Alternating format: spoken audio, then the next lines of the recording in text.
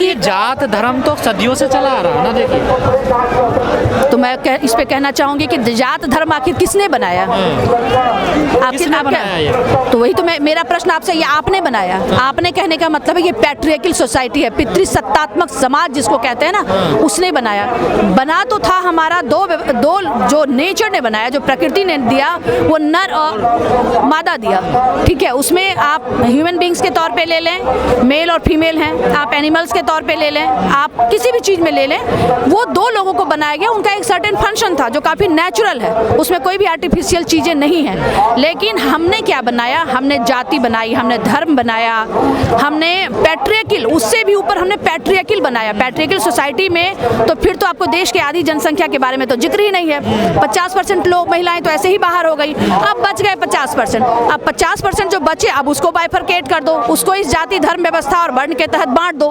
तो मेरा मत कहता है कि महिलाओं को इन चीज़ों को समझना होगा।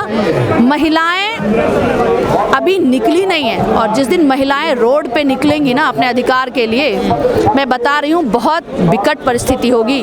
महिलाएं कोई, ये पैट्रियार्कल सोसाइटी को भी समझना पड़ेगा। हम महिलाएं जो दिन रात आग और औजार से खेलते हैं, किचन में जो हमारा काम होता है, प्रोफेशनल तो एक अलग पार्ट है। बिहार से आती हैं, बिहार के शिक्षा मंत्री हैं। शर्म आती है उनका नाम लेने में शिक्षा मंत्री के तौर पे। क्यों शर्म आती है? शर्म इसलिए आती है कि हमारा बिहार जो बुद्ध का बिहार था, जो महावीर का बिहार था, जो चंद्रगुप्त और चाणक्य का बिहार था, उसमें ऐसे शिक्षा मंत्री, और आप आज शिक्षा मंत्री का एक बाइट उठा करके आप देख रहे हैं, टॉप टू बॉटम वैसे ही है। कोई भी पढ़ा लिखा है ही नहीं, आपको अंडरस्टैंडिंग ही नहीं है, और जाति व्यवस्था में बांट करके आप सत्ता में आ गए, और सत्ता में आकर के आपने एक चेयर होल्ड कर लिया, और चेयर होल्ड करने के बाद से आपका एक पोजीशन बन जाता है बोलने का।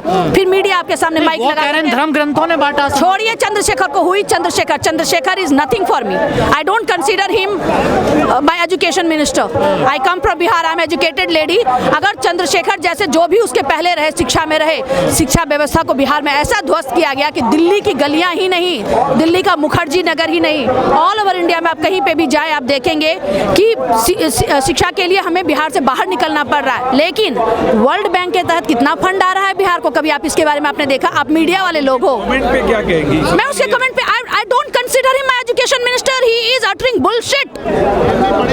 For me he is a pathetic person. Power of position पे तो that's what, power of position पे रहने से उससे क्या होगा? आप बकते रहिए, आप घटिया घटिया बातें करेंगे तो क्या मैं उस तरफ अपना निगाह, हमारी देश के 48% महिलाएं जिस दिन समझदार हो जाएंगी। उन्होंने कहा महिलाओं का अपमान हुआ इन धर्म ग्रंथों में, वो इस बात को कह रहे हैं। अच्छा, तो मैंने उनकी बात सुनी ही नहीं है। तो महिलाओं का अपमान क्या सिर्फ उस धर्म ग्रंथ में है? एक सेकंड, तो आप तो बहुत अच्छी बात है, तो फिर महिलाओं के बारे में संविधान में प्रश्न उठाए ना, क्योंकि धर्म के अधिकार के बेसिस पे आज हम अधिकार नहीं मांग सकते अपना। 48% 49% जो देश की जनसंख्या है वो धर्म के आधार पे अपने अधिकार को नहीं मांग सकती ना, वो संविधान के आधार पे मांगेगी ना। तो बोले ना, वो इस बात को बोले हैं, वो पागल बना रहे हैं, सिर्फ वो मीडिया में बने रहना चाहते हैं और उनकी बात का बतंगड़ बनता रहे, लोग उसी तरफ घूमते रहे। मैं उनमें नहीं हूँ। मैं संवैधानिक व्यवस्था के तहत हमें 48% का अधिकार चाहिए, और अधिकार चाहिए बहुत सलीके से चाहिए। लेकिन जो सामाजिक गली सड़ी व्यवस्था है उसके खिलाफ भी तो बोलना जरूरी है ना। सामाजिक व्यवस्था जो सड़ी गली व्यवस्था है वो तो पैट्रियार्कल सोसाइटी की वजह से है, तो बोल कौन रहा है? बोल कौन रहा है? खिलाफ नहीं बोलना चाहिए, ये बोलना चाहिए। वही तो पूछ रही, बोल कौन रहा है? वो पुरुष, जो वो पुरुष बोल रहा है, मेरे लिए वो पुरुष बोल रहा है जो महिलाओं के ऊपर शोषण करता है, जो पत्नी, उसके घर में पत्नी के तौर पे, माँ के तौर पे, जिस माँ ने उसको जन्म दिया, बहन के तौर पे जो समझती है कि मेरी वो रक्षा करेगा, बेटी के तौर पे जो पिता को कहीं ना कहीं अपने आइडियल के तौर पे देखती है, वो पुरुष समाज आज उन महिलाओं के लिए उनका जो रिस्पेक्ट है वो नील है, नेगेटिव है। सवाल तो ये भी खड़ा होता, कई जगह लोग बोलते भी कि महिलाओं ने, इस देश की महिलाओं ने कोई ऐसा बड़ा आंदोलन किया नहीं अपने अधिकार के लिए। आपने सही बोला, हमने जो अधिकार उनको दे दिए, उनको वो ले लिया उन्होंने, कोई बड़ा आंदोलन उन्होंने किया ही नहीं। बाबा साहब की तरफ से तो नहीं, लेकिन राम मनोहर लोहिया ने बोला है कि जो दलित की स्थिति है वही स्थिति महिलाओं की है। तो लोहिया जी ने तो बिल्कुल सही बोला, और लोहिया जी के नहीं रहे हुए और इस प्रश्न को उठाए हुए भी कितने बरस बीत गए, तो लेकिन आज भी तो व्यवस्था वैसी ही, जो कहते हैं महिलाओं के लिए कुछ नहीं किया। बाबा साहब ने महिलाओं के लिए कोई स्पेशल कुछ ऐसा नहीं है उनका। हिंदू कोड बिल लाए थे वो। अरे हिंदू कोड बिल की आप बात करें, मैं उन अधिकार क्षेत्र की बात कर रही हूँ कि जिसमें महिलाओं को नौकरी में, जो हमारी संवैधानिक व्यवस्था है जहाँ पे डिसीजन मेकिंग है, अगर डिसीजन मेकिंग में आप क्या समझते हैं, आप हमें शारीरिक तौर पे आप जो प्रदर्शन करते हैं, आप ऐश्वर्या राय को ले लें कि ब्यूटी कॉन्टेस्ट में हमारी महिलाएं आगे बढ़ी, वहाँ पे अंग प्रदर्शन है, लिपस्टिक का प्रचार है, बहुत सारे कॉस्मेटिक्स का प्रचार है। कहीं ना कहीं जो विश्व है ना, वो महिलाओं को एक ऐसा मटेरियल समझता है कि वो ऐसा है कि इसके तहत बाजारी व्यवस्था हमारी इंडिया में अच्छी बन सकती है, क्योंकि यहाँ पे इतनी ज़्यादा जनसंख्या है। तो हमारे यहाँ से ऐश्वर्या राय आ जाती हैं, हमारे यहाँ से सुष्मिता सेन को तो I respect her, I am sorry to like utter her name, और भी महिलाएं जो भी लारा दत्ता आई हैं, जो भी आई हैं, लेकिन हम बौद्धिक, क्या आपको यहाँ जो 6 इंच ऊपर का 10 इंच का जो स्पेस है वो नज़र नहीं आता है? हमारी बौद्धिक क्षमता क्या कुछ भी नहीं है? तो बौद्धिक क्षमता के आधार पर महिलाओं को वो अधिकार क्यों नहीं मिलता है? हम सिर्फ साबुन और सर्फ और परफ्यूम और लिपस्टिक के प्रचार तक और कॉस्मेटिक्स के प्रचार तक और वस्त्र के प्रचार तक ही हम क्यों सीमित रह जाते हैं? हमारी बौद्धिक क्षमता की जांच करने की जरूरत नहीं है। जो महिलाओं को जो बौद्धिक क्षमता के दायरे में नहीं मानते, वो नीचे जानना चाहते हैं, उन लोगों की जांच होनी चाहिए ना। वो कौन लोग हैं, किन लोगों ने व्यवस्था बनाई है? जो अरे ये संविधान में ये ऑलरेडी दिया ही नहीं। संविधान में अभी भी जो रिजर्वेशन के ऊपर जो सुप्रीम कोर्ट में मैटर था, तो उन्होंने बोला कि आपके लिए कोई वर्टिकल ग्रोथ है ही नहीं, मतलब महिलाओं को उन्होंने एंटिटी माना ही नहीं कि महिलाएं ऊपर की तरफ, आगे की तरफ बढ़ सकती हैं। उनका जो ग्रोथ है वो हॉराइजॉन्टल है, क्या पुरुष के साथ बढ़िए। अगर पुरुष आपको चाहता है तो आपको जगह देगा, नहीं तो पुरुष अगर जगह नहीं देगा तो पुरुष तो कतई जगह देने वाला नहीं है। कौन जगह देगा? ऐसी कौन सी पार्टी, हम कोई संगठन जगह नहीं देगा। जब तक महिलाएं जागरूक नहीं होंगी, जब तक महिलाएं अपने लिए डिमांड नहीं करेंगी कि हमें उस डिसीजन मेकिंग में, जो डिसीजन पार्लियामेंट में बैठ के लिया जाता है, जो डिसीजन देश के विधानसभाओं में बैठ करके लिया जाता है, जब तक वहाँ पे बौद्धिक क्षमता की धनी महिलाएं, बौद्धिक क्षमता की धनी बोल रही हूँ, महिलाएं जब तक नहीं पहुँचेंगी, और मैं तो ये भी डिमांड कर चुकी हूँ, कुछ महिलाएं तो है ना, देखिए कौन है वो महिलाएं, जरा नाम गिनाइए। वित्त मंत्री नहीं है, देखिए वो भी तो महिलाएं है ना, देखिए बिल्कुल। अरे तो कौन है वो महिलाएं? वही तो कह रही हूँ, कोई शरद यादव की बेटी है, कोई कन्नी मोजी है, कोई उसकी बेटी है, कोई उसकी बहू है, कोई अमिताभ बच्चन की पत्नी है। कौन महिलाएं हैं वो महिलाएं कितना प्रश्न उठाई हैं महिलाओं के लिए? एक भी नहीं। आप लोकसभा और राज्यसभा का जो डिबेट होता है वो उठा करके देखिए, कोई भी महिला के लिए जो महिलाएं वही प्रश्न उठाएंगी जिनको कि आज की व्यवस्था में कुछ चाहिए। वो शरद यादव की बेटी नहीं है, वो महिला नहीं है। शरद यादव की बेटी आप महिलाओं के लिए, नॉर्मल जो जनरल क्लास की महिलाएं, उनके लिए प्रश्न उठाएंगी। शरद यादव से लोग वाकिफ नहीं है, और आज तक वो कितने समय से हैं? वो तो राज्यसभा में आकर के बैठी हुई है, उनको तो चुनाव प्रक्रिया में भी वो नहीं जा रही है। चुनाव प्रक्रिया में जाए तो फिर समझ में आएगा कि कितनी महिलाओं की वो मुद्दे को उठाती है, कितनी महिलाओं की बात करती है। लगभग कुछ जो चुन करके आई हैं, उसमें मैं कहीं ना कहीं जो वेस्ट बंगाल से, टीएमसी से हैं, मैं देखती हूँ कि बहुत सारे इश्यूज पे वो बेबाक बोलती हैं और बेहतरीन बोलती हैं। तो ममता बनर्जी तो उठा, महुआ मैत्रा की मैं बात कर रही हूँ, और ममता बनर्जी की आप बात करें तो ममता बनर्जी ने दिया है बिल्कुल 33% का महिलाओं को लेकर के दिया है। और महुआ मैत्रा को तो कई बार ममता बनर्जी की तरफ से अल्टीमेटम भी मिलता है कि आप एक लाइन के तहत काम करें, आप सीमा के तहत काम करें। बट एनीवे, महिला, जैसा आपने बोला कि ममता बनर्जी ने डेफिनेटली महिलाओं को एक रेस्पेक्टेबल पोजीशन और रेस्पेक्टेबल नंबर ऑफ सीट्स दिया है। ऐसा तो मोदी जी भी कह सकते हैं। हमने देखे वित्त मंत्री, फाइनेंस मिनिस्टर बनाया। भाई साहब, मोदी जी को मैंने चिट्ठी लिखी थी, और मैं अगर आप चाहेंगे तो मैं चिट्ठी साझा कर दूंगी।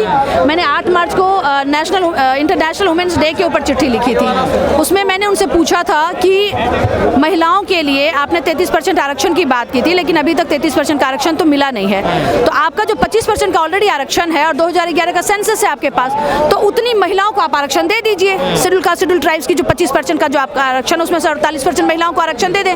मेरे पास बड़ा बेहतरीन जवाब आया है। सेंसस का जिक्र किया, जो बिहार में सेंसस हो रहा है, उस पर क्या कहना है? ये बिल्कुल बिहार से आती हूँ। सेंसस में बोल तो रही हूँ कि जिस दिन महिलाएं अपना अधिकार मांगना शुरू करेंगी ना, और जिस दिन वो जागरूक हो जाएंगी, उस दिन सारा सेंसस जो इनका है ना, और देश की प्रगति महिलाओं को सेंटर में रख करके ही हो सकता है। जब न्यूक्लियस है ना, जो न्यूक्लियस में, वहाँ पे जब तक महिलाएं नहीं होंगी, देश का कतई उद्धार नहीं हो सकता। ये लोग सब अपना उल्लू सीधा कर रहे हैं। डिलिमिटेशन पे फिर फाइनली मैटर जाएगा कि महिला की बात करें ना, जो शेड्यूल कास्ट, शेड्यूल ट्राइब्स की जो महिलाएं हैं, जो एक ब्राह्मण महिला जब एक शेड्यूल कास्ट, शेड्यूल ट्राइब से शादी करती है तो सर्टिफिकेट तो इशू हो जाता जाता है, लेकिन उनको जॉब में अधिकार नहीं है, वो जॉब की वो अधिकारी नहीं है। तो जो 25% का जो आरक्षण है उसमें उतनी वो उस तरीके की महिलाएं कितनी हैं?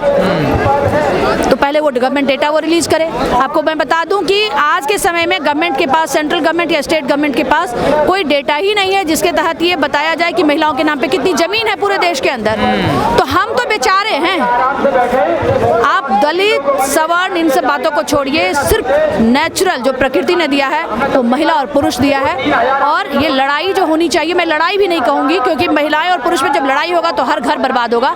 और हमारे देश में एक पारिवारिक व्यवस्था रही है, तो मिल करके हमें उनके लिए, उनमें संविधान में और सामाजिक तौर पे अपने पुरुष भाई को पति के तौर पे हो, पिता या बेटे भाई के तौर पे हो, उनको ये समझना होगा। और हमें बौद्धिक क्षमता के जो लोग हैं उनको डिसीजन मेकिंग में अधिकार देना होगा। कि देश के अंदर जिस तरीके से आज खंड खंड में बांटा जा रहा है, उसको लेकर के हम सभी लोग इकट्ठा हुए हैं। हाँ, खंड खंड में बट रहे हैं। चमत्कारी बाबा कह रहे हैं तुम मेरा साथ दो, मैं आपको हिंदू राष्ट्र दूंगा। देखिए, मैं ना फालतू का न्यूज़ ना देखती हूँ। एक पर्टिकुलर टाइम स्पैन के लिए इस सृष्टि में ने मुझे भेजा है, एक सर्टेन पर्पस के लिए भेजा है, तो वो पर्पसफुल लाइफ मैं जीना चाहती हूँ।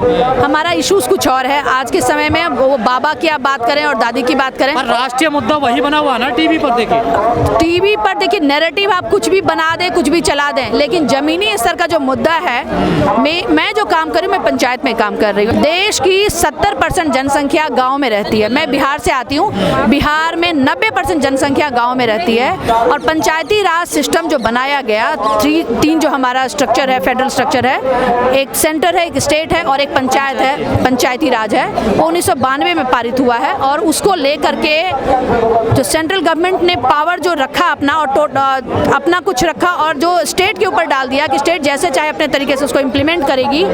पंचायत में एक पूरा का पूरा जो है ना, लिटरली भ्रष्टाचार, मतलब जो गांव में भ्रष्टाचार नहीं था, जो सद्भावना थी, जाति धर्म हो या कोई वर्ण व्यवस्था हो, उसको लेकर के वो पंचायती राज के तहत काम कुछ भी नहीं हो रहा है। करप्शन के अलावा वहाँ कोई काम ऐसा नहीं है जो पंचायत में कहा जा सकता है किया जा रहा है। सिर्फ उसको खंडित कर रहे हैं हम। पॉलिटिक्स जो हमारी राजनीति है, जो तोड़ने वाली राजनीति की मैं बात कर रही हूँ। राजनीति अपने आप में एक बहुत अच्छा शब्द है, लेकिन उसको समझ कहा जाति धर्म में बांटा जा रहा है। गांव में भी कौन बांट रहे हैं? जो सिस्टम हमारा बना हुआ है वो बांट रहे हैं, क्योंकि अपना उल्लू सीधा करने के लिए जो आज के पहले के समय में, देश की आज़ादी से पहले जो अंग्रेज किया करते थे, वो आज के समय में हमारी सरकारें कर रही हैं। वो मैं 75 साल का पूरा ताना बाना मैं आपके सामने, मतलब अगर आप पूछेंगे तो मैं उस पर बोलना चाहूँगी। वो जो चलता आ रहा सिस्टम, देखिए एक बॉडी जो है ना, वो सर्टेन ऑर्गन्स होता है और हर ऑर्गन का अपना एक फंक्शन है। अगर उसको आप कोऑर्डिनेशन में नहीं देखेंगे कि हमारा, आप कहें क्या कि मेरा आँख जो है वो इतनी देर में क्यों ब्लिंक कर रहा है, हार्ट तो बहुत जल्दी जल्दी कर रहा है, धड़क रहा है, तो वो उतना जल्दी क्यों काम कर रहा है, मुझे ज़्यादा क्यों करना पड़ा। तो every department has a certain function in government entity. और कोई भी डिपार्टमेंट कोऑर्डिनेशन में कभी भी काम नहीं करता। जो सेंटर में हो रहा था वो स्टेट में DPSP के तहत तो लोगों को कुछ राइट दिया ही नहीं गया।